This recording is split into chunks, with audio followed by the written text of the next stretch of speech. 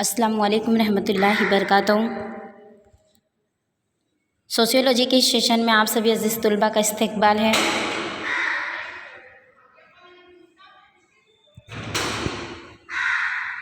आज का हमारा टॉपिक है समाजी निज़ाम, समाजी तश्कीली निज़ाम।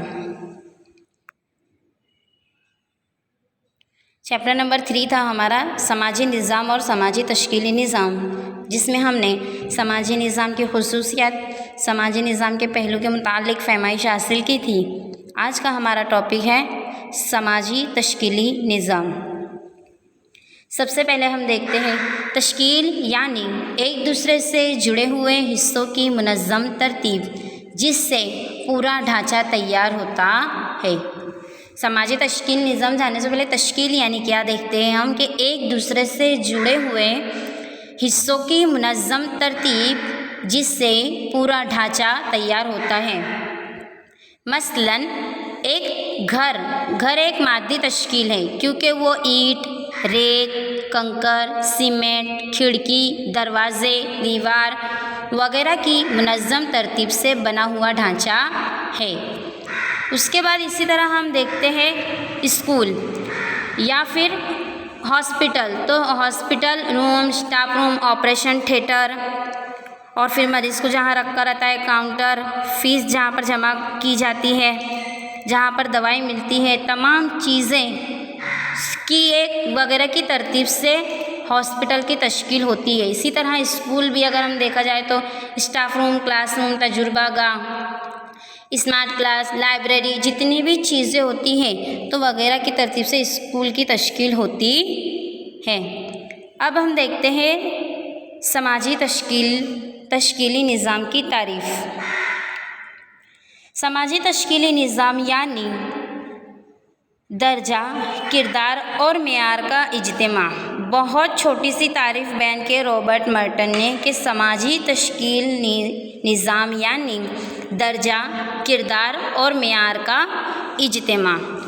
इसी तरह हम दूसरी तारीफ़ देखते हैं कि समाज में अफराद दर्जा रखते हैं, इस दर्जे के मुताबिक किरदार अदा करते हैं, और ये किरदार कुछ हालात और कुछ ख़ास ताल्लुकात अदा किए जाते हैं। इसी तरह किरदार मुनज़्ज़म समाजी ताल्लुकात का ताना बाना तैयार करते हैं, जिसे समाजी तश्कील कहते हैं। पहले हमने देखा दर्जा, किरदार और मेयार का इज्तिमा। तो ये तीनों चीज़ों को हम तारीफ़ के अंदर कन्वर्ट करते हैं। तो उसकी तारीफ़ जोशी के मुताबिक इस तरह बनती है कि समाज में अफराद पहले दर्जा रखते हैं और उस दर्जे के मुताबिक किरदार अदा करते हैं। ये किरदार कुछ ख़ास हालात, कुछ ख़ास ताल्लुकात में अदा किए जाते हैं। इसी तरह किरदार मुनज़्ज़म समाजी ताल्लुकात का ताना बाना तैयार करते हैं, जिसे समाजी तश्कील कहते हैं। उसके बाद हम देखते हैं समाजी तश्कीली निज़ाम की खुसूसियत। समाजी तश्कीली निज़ाम की 3 खुसूसियत बताई हैं। पहला है समाजी दर्जात का इज्तिमा, दूसरा है समाजी किरदारों का इज्तिमा, तीसरा है समाजी मेयार। सबसे पहले हम देखते हैं समाजी दर्जात का इज्तिमा।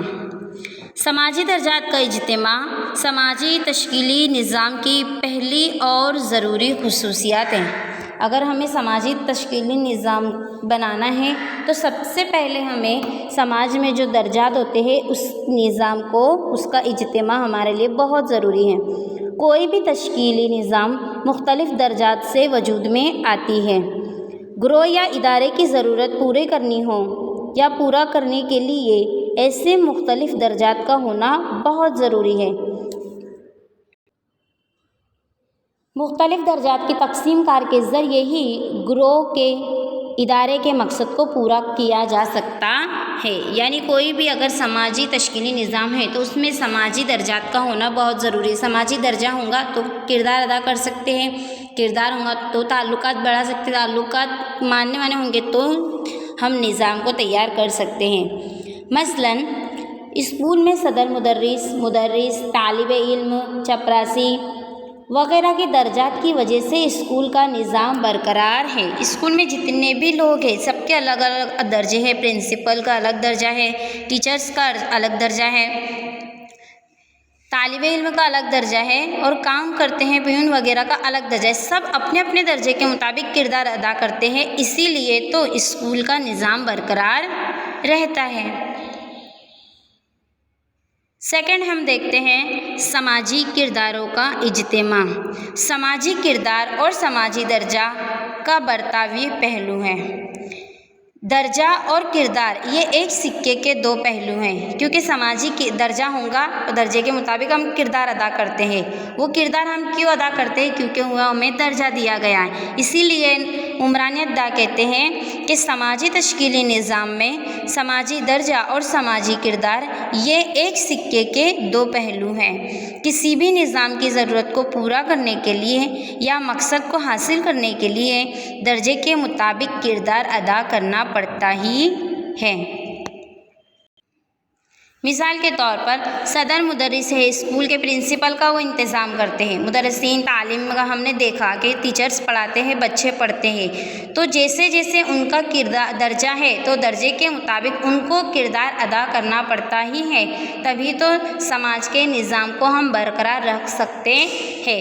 اگر اسکول کا پرنسپل ہے یا ٹیچرز ہیں ان کے درجے کے مطابق کردار ادا نہیں کریں، وہ طالب علم کی طرح کردار ادا کریں یا کوئی پیون کی طرح کردار ادا کرتے یا پیون ہے ان کا الگ کام ہے، ان کا کردار الگ ہے، وہ اگر ان کا کردار ادا نہیں کرتے، کوئی ٹیچرز کی طرح کردار ادا کرتے ہیں تو کیا نظام برقرار رہے گا؟ اسکول کا نظام برقرار رہے گا؟ نہیں۔ سب کو اپنے درجوں کے مطابق ہی کردار ادا کرنا پڑتا ہے، تبھی سماجی تشکیلی نظام برقرار رہتا ہے۔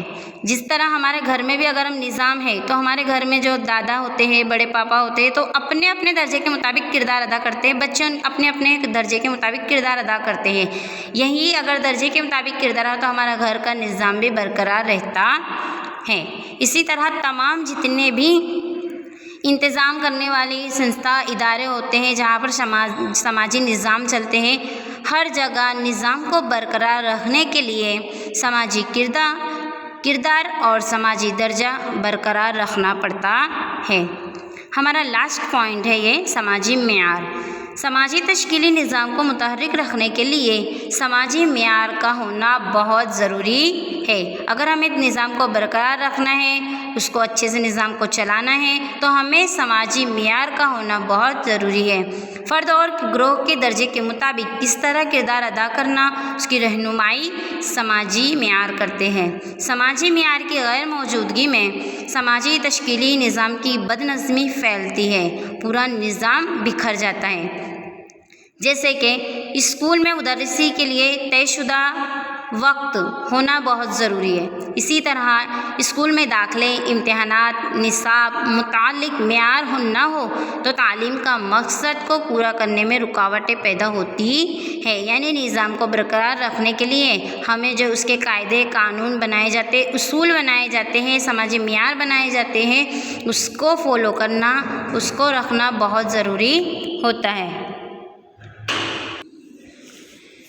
تو اسی طرح آج کا ہمارا ٹاپک سماجی تشکیلی نظام بہت زیادہ امپورٹنٹ ٹاپک ہے اور بہت چھوٹا ٹاپک ہے۔ سماجی تشکیلی نظام کی تعریف یاد کرنی ہے، اس کی 3 خصوصیات یاد کرنی ہے آپ کو۔ 3 خصوصیات میں سماجی درجے کا اجتماع، سماجی کرداروں کا اجتماع اور سماجی معیار۔